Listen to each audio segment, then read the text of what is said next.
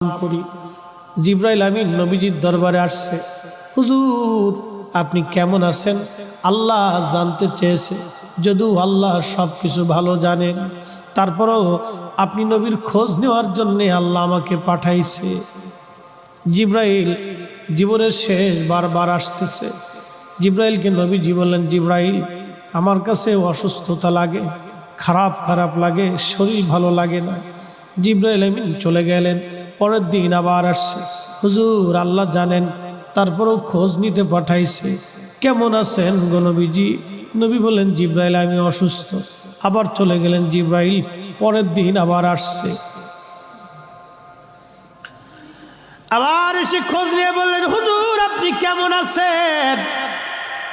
নবীজি বললেন, জিবরাইল অসুস্থ আমি। জিবরাইল আবার চলে গেলেন। চতুর্থ দিনের মাথায় জিবরাইল আসছে। একা আসে নাই রে,